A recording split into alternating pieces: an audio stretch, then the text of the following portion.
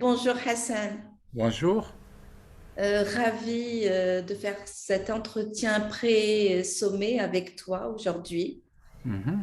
Et donc, tu sais que le sujet que nous avons choisi, c'est se transformer pour transformer. Donc, c'est le fil conducteur de cette deuxième édition qui va se dérouler du 17 au 21 décembre prochain. Donc, on est à quelques jours du démarrage et je suis vraiment ravie que tu fasses partie de ce panel de speakers. Hassan, tu es consultant, tu es ingénieur, tu es ex-DRH dans un très grand groupe ici au Maroc. Et aujourd'hui, tu t'intéresses beaucoup au monde du coaching. Tu es coach professionnel, enseignant de PNL, de la programmation neurolinguistique, et tu utilises un outil très intéressant pour la connaissance de soi qui est l'énéagramme. Donc, cher ami, j'aimerais savoir quel est ton avis sur ce sujet. Qu'est-ce qui t'inspire quand je te dis se transformer pour transformer? Qu'est-ce que cela te dit? Merci Sana pour l'invitation et merci pour la synthèse que tu viens de faire en ce qui me concerne pour le sujet et merci pour l'invitation pour cette deuxième édition, pour la confiance que tu fais dans ce que je fais tous les jours. Et en tout cas, le thème se transformer pour transformer m'inspire beaucoup parce qu'il y a quelques années, avant de faire le coaching, on était plus sur se former pour former. Donc on est en train de faire un saut qualitatif de se former à se transformer. Et donc la transformation, ce n'est pas la formation parce que si on a besoin d'une formation, il nous faut effectivement un enseignant pour transmettre et pour transférer une connaissance. Et la transformation, on ne va pas transférer la connaissance, mais on va se transformer, c'est-à-dire on va travailler sur nous-mêmes à travers l'exploration, à travers les démonstrations, à ce que la mise en situation pour se transformer. Mais c'est un processus qui est extrêmement intéressant dans le sens où déjà le processus de transformation dans l'industrie, on parle souvent de la matière première qu'on va injecter dans un process et puis qu'on va transformer en produit fini. Là, si on est sur les processus, si vous voulez, techniques, mais s'agissant de l'homme, ce processus de transformation, il n'est pas si linéaire et si simple qu'on le pense. Donc se transformer, pour transformer l'autre, ça nécessite plusieurs phases. À mon sens, quatre ou trois phases, ou avec des niveaux tout d'abord de prise de conscience, on va dire, et ensuite la prise de conscience vient avec effectivement avec des outils sur la connaissance de soi, il y a l'énéagramme, il y a d'autres outils effectivement, mais c'est pas suffisant, c'est nécessaire mais c'est pas suffisant. Cette première phase de conscientisation, c'est la, c'est la première étape, si vous voulez, de la transformation de soi pour pouvoir transformer l'autre. Et donc la conscientisation va nous permettre de passer d'un niveau où je suis dans l'ignorance, on va dire, profonde, où j'ignore ce que je fais, j'ignore ce que je suis, et j'ignore ce qui m'entoure, j'ignore ce que j'ignore finalement, je ne connais pas que je ne connais pas. Et donc le fait que je sois dans cette phase d'ignorance profonde, comme on dit en arabe, donc le premier pas à faire, c'est de passer d'un écran, d'un cran d'ignorance profonde à un niveau d'ignorance consciente, d'ignorance réfléchie, où je suis dans un état où je connais que je ne connais pas.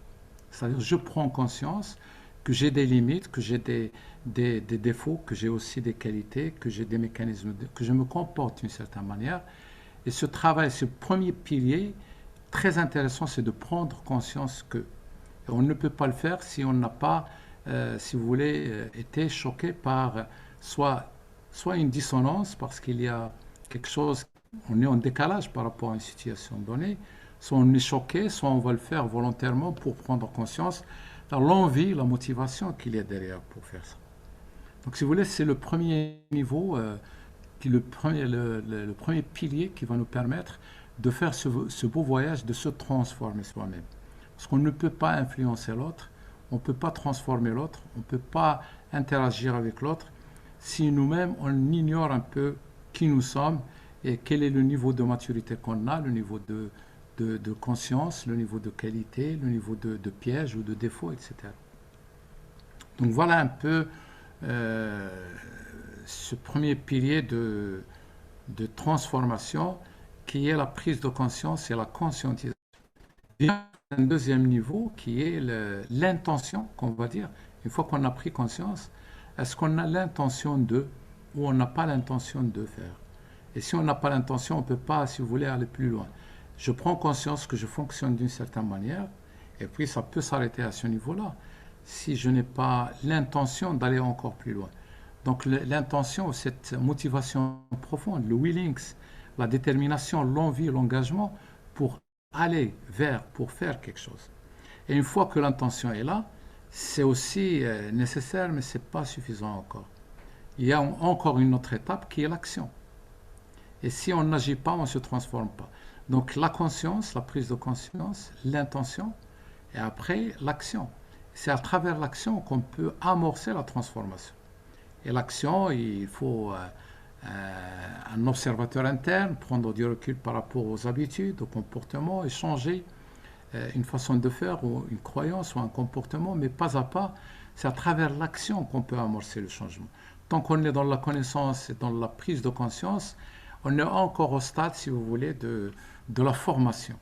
Et la prise de conscience, c'est un premier pas, l'intention, c'est un deuxième pas, l'action, c'est un troisième pas. Et ça vient, enfin, une quatrième action, qui est l'action répétée. Et si on est dans une répétition de l'action, on va rentrer dans une phase pour créer une nouvelle habitude. Et on ne peut pas créer une habitude si on n'a pas abandonné une ancienne habitude. Donc l'action répétée qui est en quelque sorte l'habitude qui va ancrer, si vous voulez, le changement. Un changement ne se fait pas une fois et puis on passe à autre chose. C'est la répétition qui va faire que le changement s'installe. C'est la répétition dans la nouvelle habitude, c'est l'action répétée. Donc c'est un peu le thème. Et donc dans cette optique de se transformer, le thème que je vais aborder le dimanche, c'est autour du regard qu'on a sur les événements. C'est les perceptions qu'on a sur les choses Donc et le fait de on va changer laisser le la regard. surprise, on va laisser la surprise Voilà. aux chers auditeurs parce que je sais que ton sujet est super intéressant et déterminant, la réinterprétation, la puissance de la réinterprétation. Donc, qu'est-ce qu'on réinterprète? On réinterprète notre réalité parce il y a plusieurs réalités, il n'y en a pas qu'une seule.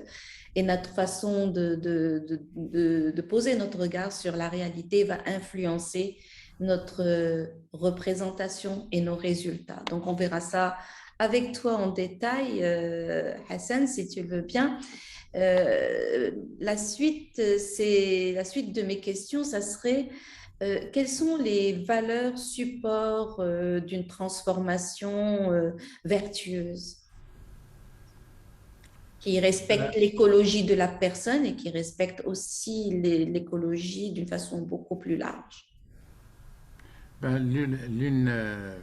oui, bien sûr, il y a on va dire, des préalables pour ce processus vertueux. Et l'une des valeurs, c'est cette remise en cause. C'est se dire à quel niveau je suis responsable ou je me considère responsable dans une situation. L'exemple, on l'a vécu tout à l'heure, toi et moi, lorsqu'on a voulu échanger à travers le Zoom. Et cette capacité à prendre du recul et se remettre en cause pour situer la problématique ou le sujet. Je pense la responsabilisation, l'esprit de remise en cause de soi et de ne pas se culpabiliser ou se victimiser ou culpabiliser l'autre. C'est actif et honnête et dans l'humilité, dans l'écoute de soi-même et l'écoute de l'autre aussi. Et cette humilité, cette écoute profonde, écoute active, permettent, si vous voulez, d'aller encore plus loin pour prendre conscience et d'être plus ou moins assertif avec soi-même. Donc je pense que c'est des valeurs très importantes. L'humilité, l'écoute, la remise en cause et la responsabilisation de situations sans qu'il y ait ce rejet de responsabilité sur l'autre ou la culpabilisation de l'autre, on va dire. De Donc voilà un soi. peu les valeurs fondamentales. Il y en a d'autres. Bien sûr, il y a l'intention, comme on l'a dit, c'est aussi une valeur. Euh, Derrière tout comportement, il y a une intention positive. Aller creuser dans l'intention et voir comment on peut transformer cette intention pour aller à l'action. Je pense que c'est la condition préalable à une transformation vertueuse réussie, à mon sens. Ben, écoute, Hassan, je te remercie beaucoup pour d'avoir répondu à ces questions. Ça va nous éclairer un peu sur, ça nous donne un avant-goût sur ce que nous allons voir et entendre lors de ce sommet. Donc, plusieurs interventions très enrichissantes, des coachs de plusieurs horizons, 8 nationalités cette année. Donc, nous avons le Maroc, bien sûr, qui est représenté, l'Algérie, la Tunisie, le Cameroun, le Liban aussi, et la France, la Belgique, le Canada. Donc, c'est une belle rencontre de plusieurs cultures qui va certainement apporter une valeur ajoutée et accompagner les participants vers plus de conscience, un développement de soi qui va impacter leurs résultats de façon positive et durable. Donc, chers participants, avant que je ne donne le mot de la fin à Hassan Riadi, vous pouvez vous inscrire sur la plateforme www.coachingsummit.ma, nous contacter. Nous sommes là pour vous guider. N'hésitez pas et je vous dis à très vite.